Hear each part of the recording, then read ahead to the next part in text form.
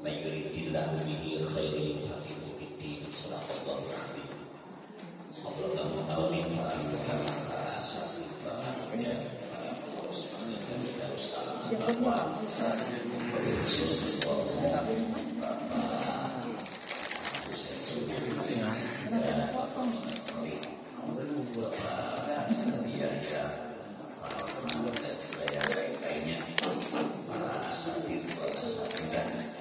yang saya tidak bisa sebutkan satu persatunya, tapi mudah-mudahan semuanya akan dirahmati oleh Allah Subhanahu wa Ta'ala.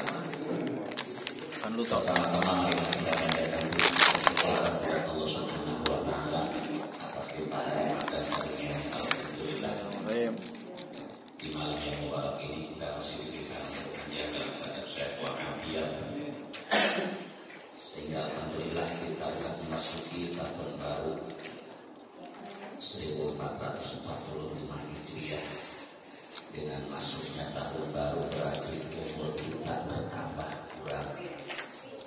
Umur bertambah kurang, tenaga bertambah kurang, penglihatan, pendengaran. Pada itu mari kita isi sisa umur kita ima sekian tahun lagi, mungkin sekian bulan atau berapa hari lagi. Mudah-mudahan sisa umur kita ini bisa diisi dengan amal soleh, amal yang diridhoi oleh Allah Subhanahu wa Ta'ala. Amin amin ya rabbal alamin. Salawat dan salam senantiasa Allah curahkan pada junjungan kita Nabi besar Muhammad sallallahu alaihi wasallam, dan juga kepada para keluarganya, para sahabat-sahabatnya, dan mudah-mudahan kita semuanya akan mendapatkan syafaatnya di yaumil qiyamah. Amin amin. Para jemaah sekalian, untuk tabarukan kita awali dengan bacaan kitab Suratul Fatihah.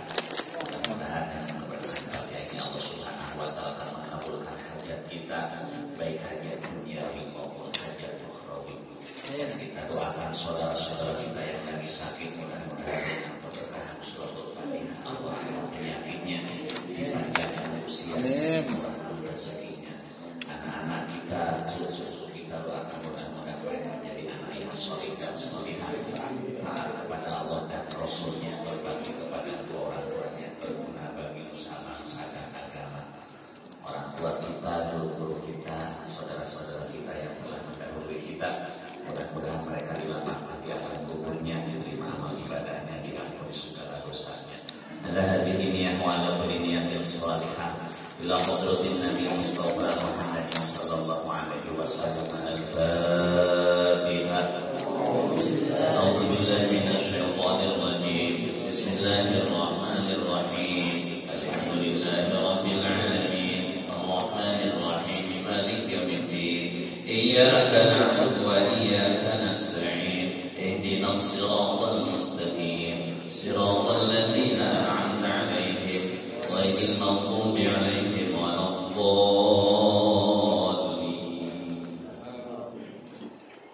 Baiklah, terus sekalian mari kita buka bukunya, masih dalam tema yang membatalkan wudu. Baru dibahas 2, semuanya ada 4. Saya akan bacakan dulu huruf Arabnya, masih halaman 6. A'udzu billahi minasy syaithanir rajim. Bismillahirrahmanirrahim. Qala mu'allif rahimahullahu taala wa nafa'ana wa bi ulumihi fid darain amin ya rabbal alamin. Faslun nawaqidul wudu'i arba'atu asya'a. Al-awwalu al-khariju min ahadis sabilaini min qubulin wa duburin rihun aw ghairuhu illal maniyah. Asani zawalul akli binaumin aw ghairihi illa nauma qatibin mumakkinin maq'adatu binar ardi. Kemarin baru saja di situ. Sekarang asalisu iltiqa'u basyaratai rajulin wan rokatin khabiraini ajnabiyaini min ghairi ha'ilin. Ar-rabi'u masuk ubulil adamihi aw halqati uburihi bi batnir rohati aw utuli as-solihin. Mari kita perhatikan terjemahannya bagian yang ketiga as-salisu. Yang membatalkan wudu as-salisu iltiqa'u basyaratai rajulin wa imra'atin, bersentuhan antara kulit orang laki-laki dan perempuan. Yang namanya bersentuhan baik dengan telapak tangan atau lengan atau kaki beda. Kalau memegang tentu dengan telapak tangan. Iltiqa'u basyaratai rajulin, bersentuhan atau bertemu menempel dua kulit orang laki-laki dan perempuan. Kabiro ini yang pertama syaratnya laki-laki dan perempuan sudah pada dewasa kedua-duanya. Nanti ada penjelasannya. Maksud kabiro ini itu kalau ditinjau dari segi umur kira-kira berapa tahun. Makanya saya bawa yang kitab otaknya. Kalau nggak bawa kitab bukunya sulit. Ajnabiyah ini syarat yang kedua berlainan. Maksud ajnabiyah ini itu bukan mahram. Bersentuhannya min ghairi hailin, tanpa ada penghalang. Jadi yang ketiga yang membatalkan wudu itu bersentuhan kulit laki-laki dan perempuan, baik ada terasa enak maupun tidak terasa enak, sengaja tidak sengaja atau secara dipaksa. Biudwin salimin, anggota yang bersentuhan itu apakah anggota yang sehat maupun yang tidak sehat. Contoh sekarang kan di mana-mana merajalela penyakit stroke. Ini kan disebutnya udah mati ya kalau satunya. Meskipun tangannya udah mati, si laki-lakinya atau perempuannya bersentuhan, tetap itu batal. Walau kana rajul haruman, meskipun bersentuhan kulit laki-laki dan perempuan, orang laki-lakinya itu udah pikun, udah tua. Allah para jemaah sekalian, saya baca dalam tafsir Jalalain dulu ketika ngaji dengan bapak-bapak. Dawa'ul haram qira'atul Qur'an. Obatnya tambah pikun agar enggak pikun, sering-sering baca Quran, dawamkan baca Quran. Tadi pagi saya membahas tentang keimanan, tentang menjaga keimanan, bagaimana caranya, resepnya agar iman kita dijaga oleh Allah Subhanahu wa Ta'ala. Saya temukan dalam kitab I'anatul Talibin, Imam Husni mengatakan Rasulullah Shallallahu Alaihi Wasallam bersabda, "Man ahabba ayyahfadallahu imanah." Barang siapa yang menginginkan imannya dijaga oleh Allah Subhanahu wa Ta'ala, hidupkanlah waktu antara maghrib dan isya. Seperti ini dipakai ngaji. Tapi kebetulan dalam bab itu lagi membahas tentang sholat sunnah. Dalam Fathul Mu'in disebutkan sholat sunnah itu ada sholat sunnah yang disunnahkan berjamaah, ada sholat sunnah yang tidak disunnahkan berjamaah. Sholat sunnah yang disunnahkan berjamaah seperti sholat sunnah tarawih, Idul Fitri, Idul Adha. Yang tidak disunnahkan berjamaah seperti sholat sunnah duha, sholat sunnah tahajud, sholat sunnah awabin, Imam Busni menerangkan, hidupkanlah waktu antara maghrib dan isya diisi dengan sholat sunnah awabin. Ada juga ulama memberikan nama sholat sunnah lihibdil iman. Sholat sunnah agar dijaga iman kita oleh Allah Subhanahu wa Ta'ala. Hakikatnya yang menjaga iman Allah, syariatnya kita istiqomah beribadah. Maka itu jawaban saya, agar iman kita dijaga, istiqomah kita beribadah. Karena iman kita beda dengan imannya para nabi, beda dengan imannya para malaikat. Kalau imannya para nabi bertambah terus, bahkan setelahnya diperlihatkan tanda-tanda kebesaran Allah kepada para nabi, itu imannya makin meningkat, makin meningkat. Sebagaimana Rasulullah Shallallahu Alaihi Wasallam ketika malam Isra dan Mi'raj diperlihatkan kepada tanda-tanda kebesaran Allah, iman beliau makin meningkat, makin meningkat. Begitu juga Allah memperlihatkan tanda-tanda kebesaran Allah kepada Nabiullah Ibrahim alaihissalam. Ketika Nabi Ibrahim ada permintaan kepada Allah, wa idh qala Ibrahim Rabbi arini kaifa tuhyil mauta qala awalam tu'min qala bala walakin liyatma'inna qalbi qala fakhudh arba'atan minat tayr fasurhunna waj'al ala kulli jabalin minhunna juz'an thumma yatina kasya. Nabi Ibrahim bukannya ngeyel dan bukannya dia ragu terhadap tanda-tanda kebesaran Allah, tapi minta dibuktikan. Setelah dibuktikan, iman beliau bertambah. Beliau ada permintaan kepada Allah Subhanahu wa Ta'ala, Rabbi arini kaifa tuhyil mauta. Ya Tuhanku, perlihatkanlah kepadaku bagaimana Engkau menghidupkan orang-orang yang sudah mati.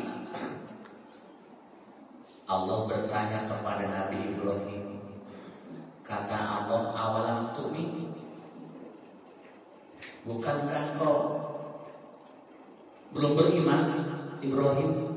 Kata Nabi Ibrahim, iya, saya sudah beriman ya Allah, akan tetapi agar hatiku tenang setelah melihat tanda-tanda kebesaran Engkau.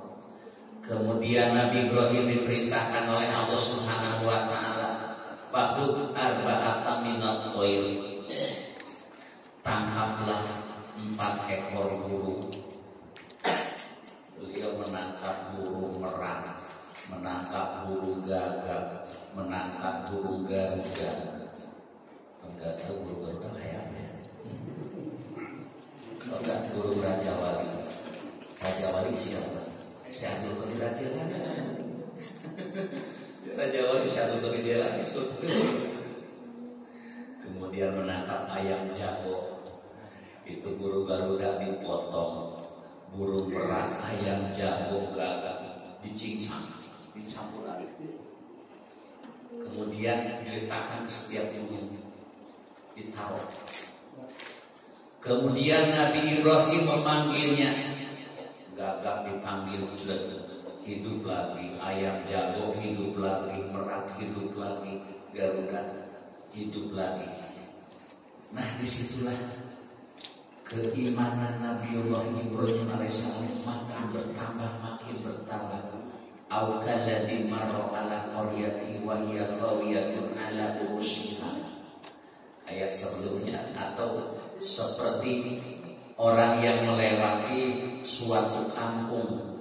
Yang dimaksud ala di sini adalah Nabi Uzair alaihissalam.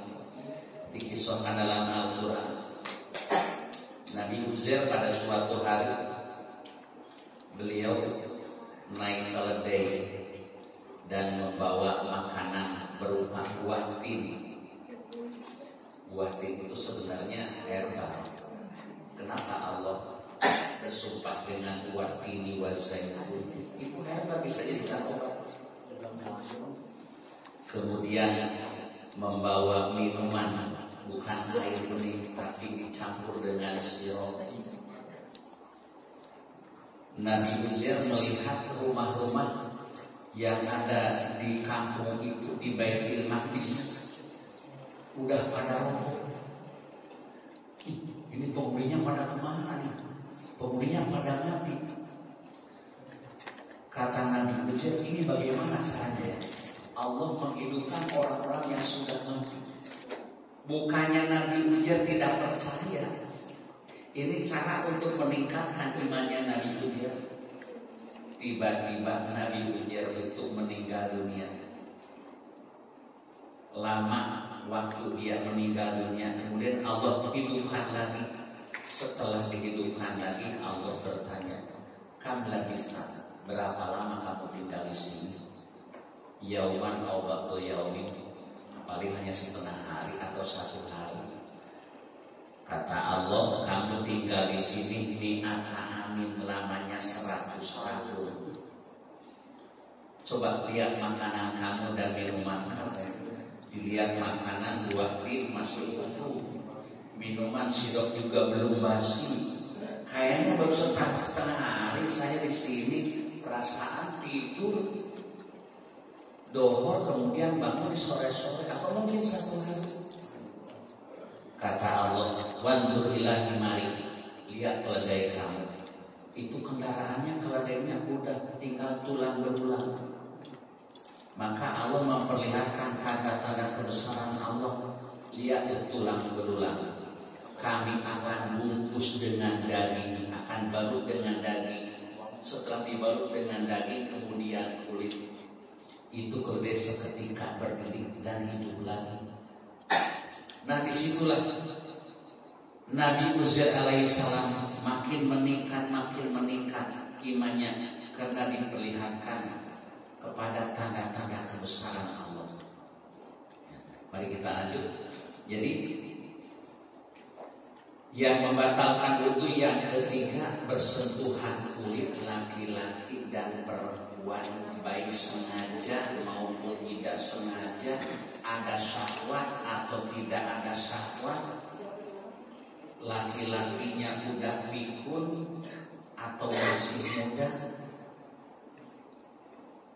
anggota yang bersentuhan itu sehat maupun sakit, atau yang disentuh itu atau yang dipegang itu orangnya sudah mati, tapi yang batal bukan mayitnya, yang batal yang masih hidup. Kan kadang-kadang orang di masyarakat, "Maaf ya, jangan dipegang, aku ini udah dimandiin, udah diwuduin, takut batal lagi." Masa mayit batal? Yang batal ya masih hidup. Itu kadang-kadang masyarakat salah paham. Gak apa-apa, silahkan lihat. Maka dianjurkan ditulis oleh Syekh Abdul Wahab Asy-Sya'rani. Ketika kita takziah, jadi tidak ada rasa sedih bagi kita, tidak ada rasa dijadikan sebagai tiba dengan adanya yang mati. Malah takziah tenang-tenang aja, ketawa-ketawa. Ibu mah biasa aja takziah, bukannya ingat mati, bandel amat hati saya. Jika kita punya perasaan seperti itu, deketin aja, dibuka mukanya sambil membaca Bismillahirrahmanirrahim. Intinya kalau takziah itu mendoakan, ya minimal membaca Allahumma gfirlahu warhamhu wa'afihi wa'fu anhu. Atau lebih lengkapnya lagi bacain Fatihah, bacain surah Al-Ikhlas, bacain ayat-ayat yang lainnya. Kita sampaikan agar pahalanya harus sampaikan sama dia. Ya Allah, saya masih bisa berusaha, dia udah gak bisa berusaha lagi, makanya berhak dia untuk dibantu, berhak dia untuk dibacain ayat-ayat Al-Quran. Kita masih diberikan kesempatan oleh Allah Subhanahu wa Ta'ala untuk menebus kesalahan-kesalahan kita dan untuk menyempurnakan ibadah yang kurang sempurna. Yang kedua, ajnabiyaini. Ajnabi kedua-duanya bukan mahram. Kalau mahram tidak batal wudhunya bersentuhan kulit laki-laki dan perempuan. Apa sih mahram? Disebutkan di sini dalam kitab Sifatus saja. Wal mahramu man harima nikahuha. Yang disebut mahram itu adalah perempuan yang haram dinikahinya. Jadi kalau masa dinikah, pernikahannya nggak sah. Siapa saja yang disebut dengan golongan mahram? Tadi saya baca dalam Al-Quran, singkat dalam Al-Quran hanya disebutkan 13 golongan. Kalau dalam kitab fikih lebih diperinci lagi. Silakan buka Al-Quran surah An-Nisa ayat 22. Hurimat alaikum ummahatukum wa banatukum wa akhawatukum wa ammatukum wa khalatukum wa banatul akhi wa banatul ukhti wa ummahatukum allati arda'nakum wa akhawatukum min ar-radha'ah wa ummahatu nisaikum wa rabaibukum allati fi hujurikum min nisaikum allati dakhaltum bihin fa in lam takunu dakhaltum bihinna fala junaha 'alaykum wa halaila abnaikum alladhina min aslabikum wa an tajma'u bainal ukhtaini illa ma qad salaf innallaha kana ghafurar rahima. Ini yang disebut mahram ala ta'bid. Ada mahram ala ta'bid. Ada mahram tujuannya lil ikram. Mahram ala ta'bid maksudnya mahram tidak selama-lamanya. Kan tadi definisi mahram itu adalah perempuan yang haram dinikah. Adik ipar haram dinikah. Maksudnya digabung dimadu dengan kakaknya. Tapi itu kan bukan mahram untuk selama-lamanya. Makanya tetap batal.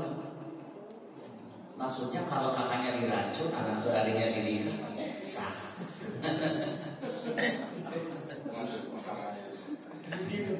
Ya, maksudnya kakaknya dicerai, udah bosan, sepidana dengan bosan, atau kakaknya meninggal dunia, turun derajat, itu sah. Makanya itu disebut mahram ala ta'bid, bukan mahram untuk selama-lamanya. Kemudian ada mahram karena suatu penghormatan, seperti istri-istri Rasulullah SAW. Maka semua istri Rasul itu disebutnya ummahatil mukminin. Semua ibunya orang-orang mukmin. Itu batal wudhu. Maka ketika bepergian dengan istri Nabi, ya tidak boleh memandang senang, dosa. Ya kita mengatakan ummahatul mukminin karena itu adalah istri Nabi kita. Nah, yang tadi sebut ini mahram untuk selama-lamanya, haram dinikah. Hurimat alaikum ummahatukum. Hurimat diharamkan alaikum atas kalian. Ummahatukum menikahi ibu kandung. Aimina nasab. Wa banatukum anak perempuan, anak kandung kamu. Wa akhawatukum saudara perempuan kamu, adik yang perempuan atau kakak yang perempuan. Wa ammatukum saudara yang perempuan dari bapak kamu, bude atau bude dari bapak ya. Kemudian wa khalatukum bude atau bule dari ibu. Wa banatul ukhti dan anak perempuan dari saudara kamu yang laki-laki, berarti keponakan. Kita punya abang kita punya anak perempuan, atau kita punya adik, kemudian adik kita punya anak, itu namanya keponakan dari saudara kita. Wa banatul ukhti, dan anak perempuan dari saudara perempuan. Kita punya kakak, punya teteh, punya mbak, kemudian punya anak perempuan yang keponakan dari saudara perempuan, atau kita punya adik, kemudian punya anak perempuan, manggil sama kita kan Pak Le, atau kalau di saya namanya manggilnya Uwa. Kalau anak abang atau anak teteh manggilnya kan mama. Wa ummahatukum allati ardhanakum, dan ibu atau seorang perempuan yang pernah nyusuin, ketika kecil pernah disusui, itu namanya ibu susu. Tapi nyusuinya ketika usia di bawah 2 tahun. Imam Syafi'i berijtihad dan Imam Ibnu Hanbal nyusunya 5 kali, bukan 5 kali umur. Nyusu berhenti, tidur, nyusu lagi, kita candain berhenti, nyusu lagi, 3 kali itu, kemudian nyusu lagi. Tapi Imam Abu Hanifah dan Imam Malik beliau berpendapat 1 kali nyusu pun juga termasuknya itu ibu susu. Makanya orang dulu banyak yang disusuin oleh tetangganya. Ya kalau orang Arab itu nggak jadi tradisi. Orang yang hidupnya ada dalam kemampuan, kemudian yang nyusuin hidupnya ya pas-pasan, dipinta sama orang kaya, itu kan lagi nyusuin anak kamu, sekalian dong susuin anak saya, ntar saya gaji sekian. Yang berhak untuk menggaji siapa? Ya suaminya, karena yang berhak nyusuin suami, karena susu suaminya gak ada airnya, akhirnya dia nyusul sama istrinya kena dimanja sama suaminya. Aduh, kamu jangan nyusul anak nanti cepet tua, ntar panggil ke tetangga si anu, ntar gua upahin 1 bulan sekian juta, ya silakan. Tapi hati-hati, udah dewasa, jangan sampai nikah sama keluarga kita, sama anak kita. Nah ini ibu yang nyusuin termasuk mahram jika bersentuhan kulit tidak batal tentunya. Abang saya pernah nyusu katanya sama besan ibu saya, karena ibu saya pergi dagang keliling kampung, katanya abang saya nanti pengen nyusu sama besan sini. Waktu itu kan belum pernah tahu. Abang saya pesantren, pulang pesantren ngasih tahu, katanya saya dulu pernah nyusu sama emak. Iya, berapa kali? Sering, hampir tiap hari. Berarti itu ibu susu. Kemudian sama anak dia yang perempuan saudara susu, yang barang disusuin ataupun yang gak disusuin bareng adiknya atau kakaknya, itu termasuk saudara sepersusuan. Maka di sini yang berikutnya wa akhawatukum minar radha'ah. Yang ke-9 termasuk mahram itu wa akhawatukum minar radha'ah, adalah saudara perempuan yang sepersusuan. Ini si Fatimah nyusuin si Zaid. Si Fatimah ini punya anak perempuan namanya si Ruqayyah. Berarti ini saudara persusuan ya? Enggak, ini Fatimah punya anak Ruqayyah. Fatimah nyusuin Zaid. Ini berarti jahit amal ruqyah saudara sesusuan. Selain ruqyah punya lagi anak perempuan siapa Aisyah, punya lagi Markonah misalkan. Itu semuanya meskipun yang barang disusui termasuk saudara sesusuan mahram nggak boleh nikah. Ih cakep amat. Ya naksir sih wajar, awas nggak boleh nikah sama dia. Ada paham nggak tahu dari mana tuh? Kalau anak kembar tapi dipisah boleh kan dijodohkan? Nggak boleh. Kan yang disuruhin beda. Tapi kan satu kandung satu adat. Yang satu di Jakarta disusuin sama ibunya laki-laki. Yang perempuan dibawa ke Sumatera sama bibinya. Ya udah pada bereturin dia yuk. Nggak boleh. Dosa. Kalau maksa dinikahkan. Terus pertanyaannya, dalam keadaan nggak tahu-tahu udah nikah, yang satu hidupnya di Jakarta, yang satu di Palembang, dinikahkan, begitu sedikit anak siapa? Anak siapa? Kamu kembaran, masa iya? Saya udah punya anak dua. Begitu dikasih tahu nikahnya pasah itu harus dibubarkan rumah tangga. Kalau diterusin jadinya zina.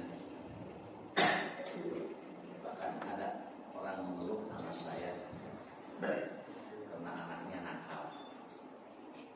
Ya perempuan anaknya kalau datang jam 1 malam. Maaf bu, lihat fotonya, maaf saya bukan dukun bu, maaf saya pengen tahu aja. Wah, ini udah kena bu, kena apa ini? Ngobrol-ngobrol berkali-kali datang ke saya tanya. Ibu, ya dulu yang menikahkan ibu siapa walinya? Saudara siapa? Saudara apa? Saudara siapa? Ini maaf bukan saya sok tahu. Coba, aja dia terbuka. Sebenarnya Pak, saya ini saudara kembar. Saudara saya diurus sama orang tua, saya diurus sama saudara. Jadi saya kenal sama bapak baru 2 tahun. Makanya yang nikahin ibu siapa dulu yang jadi wali? Saudara siapa? Saudara angkat kan iya. Saudara angkat yang nggak sah. Ya Allah, maaf, pantesan anaknya gitu hasilnya. Ya karena nikahnya nggak sah. Ya jadinya haram, hasil haram. Bahkan ada juga saya lagi nasehatin orang yang nikah udah bubaran, Pak, berarti dulu saya nikah nggak sah ya? Kenapa? Yang nikahin bukan bapaknya, saudaranya bukan Pak, orang lain. Gimana Pak kalau saya nikah ulang? Ya wajib. Itu orang sadar mau dinikahkan. Kalau ini yang saya ceritain, saya lagi ngejar-ngejar belum hasil, lakinya nggak mau dinikahkan lagi. Ya padahal ya kita berapa orang aja, jangan kasih tahu orang lain, kasihan. Ya kalau tetap dia berumah tangga, hubungan intim, yang nggak sah kan pernikahan, jadinya zina. Wa ummahatun nisaikum yang ke-10-nya, ibu istri kamu, berarti ibu istri kamu mertua ya, mertua maksudnya mahram, bersentuhan kulit. Kita dalam keadaan punya wudu nggak batal. Maaf bu ya, saya tinggal dulu mau berjamaah, nggak salaman ya takut batal. Takut batal. Itu ibu mertua nggak batal nggak? Warobaikum melati hujurikum yang ke-11-nya. Warobaikum anak tiri alati hujurikum yang dalam pemeliharaan kamu. Min nisaikum allati dakhaltum bihinna. Anak tiri yang ibunya udah digaulin. Itu anak tiri kalau ibunya udah digaulin mahram, enggak batal wudu dan haram dinikah. Bagaimana kalau ibunya belum digaulin? Fa illam takunu dakhaltum bihinna fala junaha 'alaikum. Tapi jika kamu belum menggauli ibunya, fala junaha alaikum, maka tidak dosa kamu menikah anak tiri. Yang penting ibunya dicerai.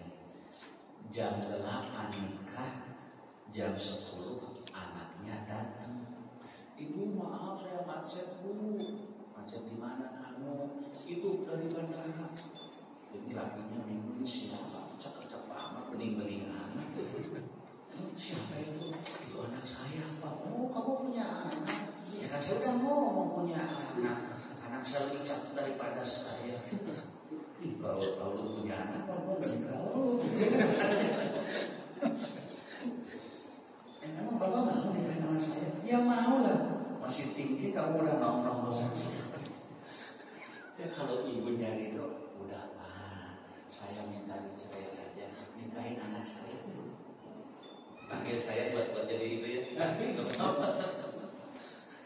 Kalau ibunya belum digaulin, ya silakan anaknya dinikah. Maka dalam kaidah usul fikih wal ummahat harumal banat. Ibunya udah digaulin, udah dinikah, udah digaulin, harumal banat, haram untuk menikah anak perempuannya. Terus sekarang sebaliknya gimana? Udah nikahin anaknya, ibunya datang. Wih, lebih penting ibunya kayak lebih muda. Itu siapa? Itu ibu saya, Mas. Wah, ibu kamu masih muda. Emang dulu nikahnya 13 tahun, Mas. Cepat ibu kamu. Nih, kalau anaknya udah dinikah, meskipun belum digaulin, tetap nggak boleh nikah mertua. Udah jadi mertua. Jadi nikah sama anaknya, meskipun belum digaulin, haram untuk menikah ibunya. Udah jadi mertua langsung spontan. Wa halailu abnaikumul ladzina min aslabikum. Dan diharamkan bagi kamu anak kandung anak istri kamu, yaitu anak tiri. Jadi anak tiri ya termasuknya mahram. Ibu tiri, anak tiri yang perempuan itu mahram. Wa antajma'u bainal ukhtain, dan diharamkan mengumpulkan dua bersaudara, kakaknya dinikah, istrinya pun juga dinikah. Ini yang disebut dengan mahram ala wal ta'dib. Mahram bukan untuk selama-lamanya. Yang diharamkan dinikah itu jika dimadu, tapi kakaknya dicerai, dinikah ke adiknya silahkan. Atau adiknya dicerai, kemudian kakaknya dinikah, itu sah. Illa ma salah, kecuali yang telah terjadi pada masa lampau, pada masa jahiliyah banyak. Kakaknya dinikah, adiknya pun juga dinikah. Masa-masa dulu dimaafkan oleh Allah Subhanahu wa Ta'ala. Kenapa? Karena belum turun ayat diharamkan. Maka pada masa jahiliyah mereka tidak tahu syariat Islam. Makanya bagaimana mereka yang mati pada masa jahiliyah, mereka tidak mengenal Allah, tidak mengenal Rasulullah. Dalam surah Bani Israil, wa ma kunna mu'adzibina hatta nab'atsa rasulan. Kami tidak akan menyiksa, kami tidak akan menghadap kecuali setelah diutusnya Rasul. Para masyarakat ini saja karena ada doa yang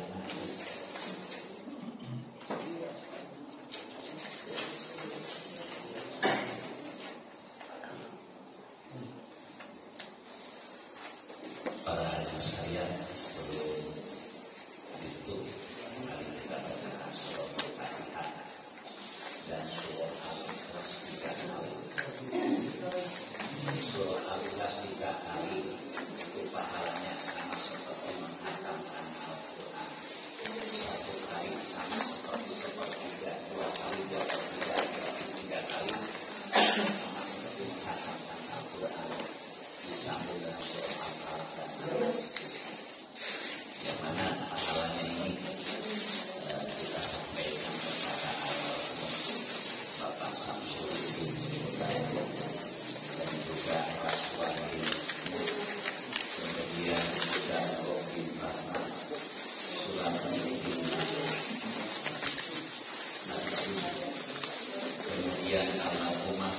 wali pulang wa faradallahu lakum wa nawara qarrahu wa zadana iman fi qatil al-fatihah alhamdulillahi rabbil alamin arrahmanir rahim maliki iyyaka na'budu wa iyyaka nasta'in ihdinas siratal mustaqim siratal ladzina an'amta 'alaihim ghairil maghdubi 'alaihim waladdallin. La ilaha illallah wallahu akbar. Bismillahirrahmanirrahim. Qul huwallahu ahad Allahus samad lam yalid wa lam yulad wa lam yakul lahu kufuwan ahad. Bismillahirrahmanirrahim. Qul huwallahu ahad Allahus samad lam yalid wa lam yulad wa lam yakul lahu kufuwan ahad. Bismillahirrahmanirrahim. Qul huwallahu ahad Allahus samad lam yalid wa lam yulad wa lam yakul lahu kufuwan ahad. La ilaha illallah wallahu akbar. Bismillahirrahmanirrahim. Qul a'udzu birabbil falaq min syarri ma khalaq wa min syarri ghasiqin idza waqab wa min syarri nafathati fil 'uqad wa min syarri hasidin idza hasad. La ilaha illallah wallahu akbar. Bismillahirrahmanirrahim. Qul a'udzu birabbin nas malikin nas ilahin nas min syarril waswasil khannas alladzi yuwaswisu fi suduril jinnati wan nas. At-Tirmidzi falamannahu la ilaha illallah hayyul qayyum la ilaha illallah hayyul ma'bud la ilaha illallah hayyul baqi Muhammadur Rasulullah la ilaha illallah la ilaha illallah illallah la ilaha illallah la ilaha illallah la ilaha illallah la ilaha illallah la ilaha illallah la ilaha illallah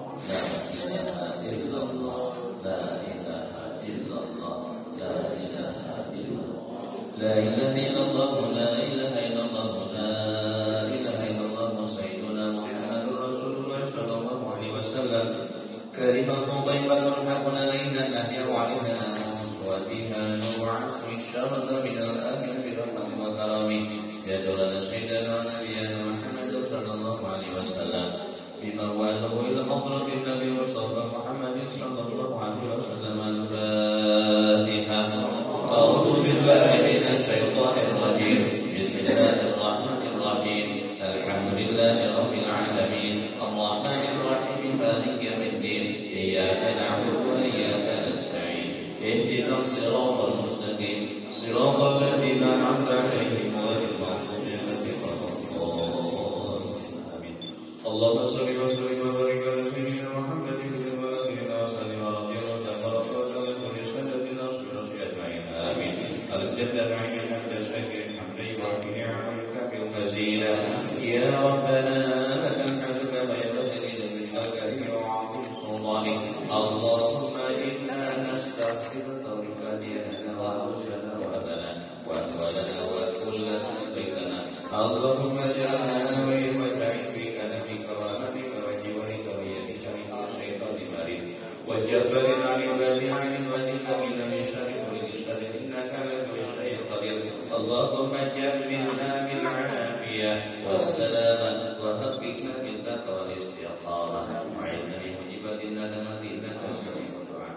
اللهم تقبل وأوصل الثواب ما قررت به وما حللنا من قول لا إله إلا الله تحية واصلة نازلة وبركة شاملة إلى حضرة حبيبنا وشفيعنا وقرتنا ومولانا محمد صلى الله عليه وسلم ثم إلى أرواح القبور المذكورين من المسلمين والمسلمات والمؤمنات خصوصا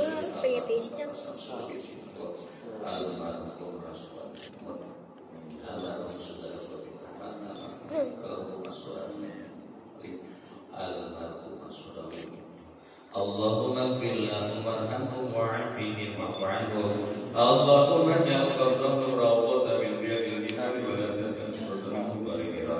Rabbana ighfir lana wa li ikhwanina alladhina sabaquna bil iman wa la taj'al fi qulubina illa lil ladzina amanu rabbana innaka rahmanur rahim. Rabbana atina fid dunya hasanah wa fil akhirati عذاب النار وصلى الله على سيدنا محمد النبي وعلى آله وصحبه وسلم سبحان ربك رب العزة عما يصفون وسلام على المرسلين والحمد لله رب العالمين. Sekian, assalamualaikum warahmatullahi wabarakatuh. Demikian kajian fikih pada kesempatan malam hari ini.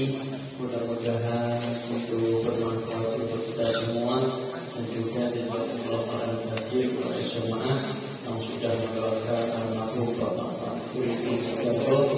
Mudah-mudahan Allah mengampuni segala dosa dan ibadahnya dan dikumpulkan bersama orang soleh solehah. Sama-sama diakhiri dengan doa kafaratul majlis. Subhanaka Allahumma wa bihamdika asyhadu an la ilaha illa